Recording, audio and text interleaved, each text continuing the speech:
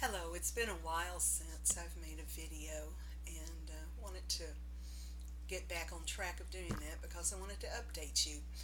The very first video I made, I called The Power of Blessing, and it was my and my husband's story of how we had blessed our son from in the womb all the way up to the present day. Well, some time has gone past, and my son is now a young man. This past September, he turned 20 years old. And as he has begun college and not been home as much, we have not been as regular with doing the blessings every night. And at what point was my job done? Well, some people count adulthood one way or the other.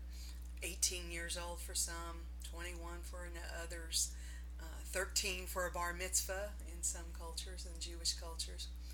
But the one place I see a specific age given is in the Torah. A young man was considered mature enough and man enough to serve in the army when he reached the age of 20. So, based upon that, I decided that that was an appropriate time for transitioning for my son. And I want to tell you a little bit about that. His birthday fell on September 10th, and this year that happened to also be the Feast of Trumpets on the biblical calendar, Yom Teruah. The Jewish also include it as Rosh Hashanah, head of the year, in their traditions. So I made arrangements, and I have had his father's prayer shawl, his tallit, all these years, and I wanted to present it to him. And as we were approaching his 20th birthday, we were doing the blessings, not every single night, but each time we did, there was a bittersweetness to them. He and I both would have tears in our eyes because he knew he was reaching the end of a journey and the beginning of a new one. Well, though, in the meantime, the father has brought a beautiful young woman into his life, and they are planning to marry this coming spring. And Ashley was here for the celebration of Feast of Trumpets and Nathaniel's birthday. And so that his last evening as a 19-year-old young man, Ashley joined me, and for almost the last time, I blessed my son with the traditional blessings and prayers and songs that I've done faithfully for over 20 years. And I cried, and he cried.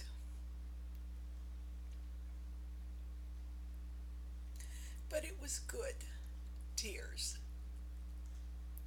And the next day, on September 10th,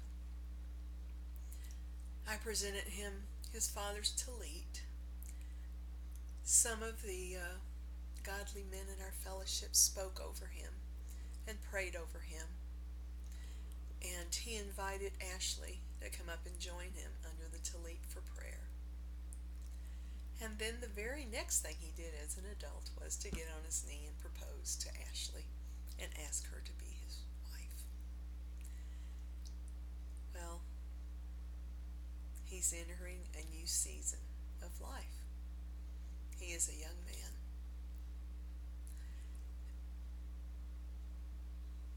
And the fruit of the blessings is being propagated. The fruit of the blessings is growing in his life, and he's preparing to pass it on to his wife and to future generations. So the power of blessing is still going on. Proverbs says that a good man leaves an inheritance for his children's children. Well, my husband began the blessing, began that tradition. I have continued it.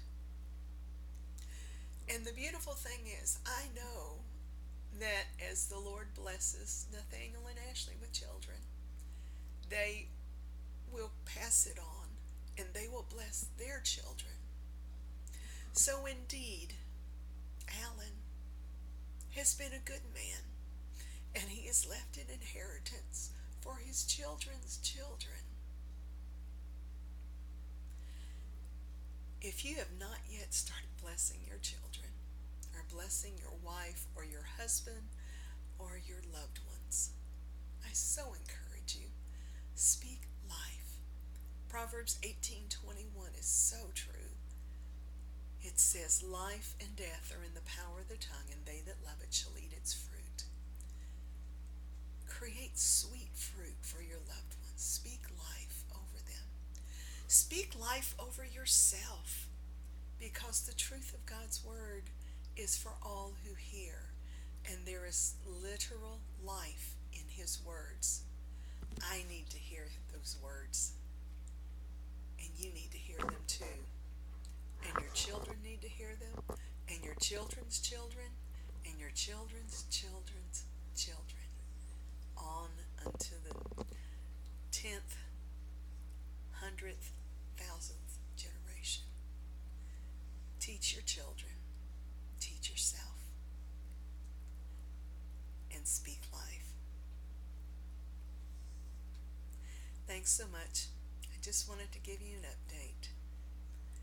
The power of blessing has entered phase 2.